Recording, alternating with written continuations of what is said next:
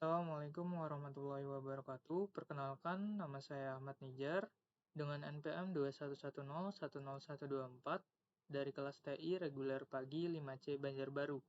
Di sini saya ingin mempresentasikan hasil tugas UTS mata kuliah Teknik Kompilasi mengenai materi pemrograman PHP, analisis leksikal, sintaksis, dan semantik.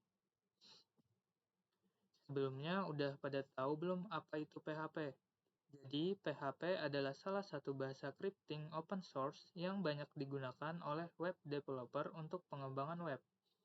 PHP juga banyak digunakan untuk membuat banyak proyek seperti grafik antarmuka atau GUI, website dinamis, dan lain-lain. PHP memungkinkan komunikasi yang dinamis dengan server web dan menghasilkan konten yang unik untuk setiap permintaan. Bahasa pemrograman PHP dikembangkan dengan tujuan awal untuk membangun situs web yang dinamis. Selain itu, bahasa pemrograman PHP memiliki 3 tahap penting dalam pengolahan kode, yaitu tahap yang pertama ada analisis leksikal, tahap yang kedua ada analisis sintaksis, dan tahap yang ketiga ada analisis semantik. Oke, kita masuk ke tahap yang pertama, yaitu analisis leksikal. Di analisis leksikal sendiri terbagi menjadi 3 tahap lagi, yang dimana tahap yang pertama ada tokenizing, yang dimana kode PHP dibagi menjadi token terkecil seperti angka, variabel, dan operator. Terus untuk yang kedua ada scanning, yang dimana token-token tersebut diproses dan diidentifikasi agar dapat digunakan dalam analisis sintaksis dan semantik. Terus yang ketiga ada verifikasi, yang dimana pemeriksaan kecocokan token terhadap aturan leksikal menggunakan algoritma lexical analyzer. Terus kita lanjut ke tahap yang kedua, yaitu adalah analisis sintaksis. Di dalam analisis sintaksis terdapat 3 tahapan lagi, yang dimana itu ada parsing, itu kode PHP diurai dan dibentuk menjadi struktur hierarkis yang disebut parse tree. Terus yang kedua ada syntax checker, yang dimana pemeriksaan kebenaran sintaksis kode menggunakan aturan tata bahasa PHP. Terus yang ketiga ada abstract syntax tree, yang dimana hasil akhir dari analisis sintaksis yang mempresentasikan struktur kode secara abstrak. Terus kita lanjut ke tahap yang ketiga, ada analisis semantik.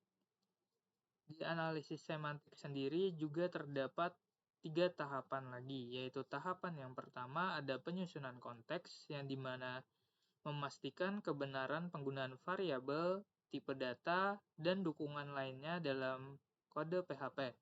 Terus yang kedua ada optimalisasi kode, yang dimana mengidentifikasi dan memperbaiki potensi, kelemahan, ataupun kesalahan dalam kode PHP. Terus yang ketiga ada pendeteksian kesalahan, yang dimana mengenali dan memperbaiki kesalahan dalam kode PHP, memastikan kode berjalan dengan baik. Oke, kita lanjut ke cara kerja bahasa pemrograman PHP. Untuk tahap yang pertama, web browser mengirim permintaan HTTP ke web server. Sebagai contohnya ialah file index.php. Terus tahap kedua, PHP yang berada di dalam web server akan memproses PHP untuk menghasilkan file HTML. Terus untuk tahap yang ketiga, web server akan mengirim file HTML kembali ke web browser. Oke, lanjut kelebihan dan kekurangan PHP. Kelebihan yang pertama yaitu mudah dipelajari dan digunakan. Terus untuk kelebihan yang kedua, kompatibel dengan berbagai sistem operasi dan server web. Untuk kelebihan yang ketiga, mendukung banyak database. Terus untuk kekurangan PHP itu kurangnya yang pertama itu kurangnya ketatnya tipe data dapat menyebabkan masalah keamanan. Terus yang kedua ada dukungan terbatas untuk pemrograman desktop. Terus yang ketiga ada performa yang kurang optimal dibandingkan dengan bahasa pemrograman lainnya. Oke, mungkin itu saja presentasi singkat dari saya. Terima kasih. Mohon maaf apabila ada kesalahan. Assalamualaikum warahmatullahi wabarakatuh.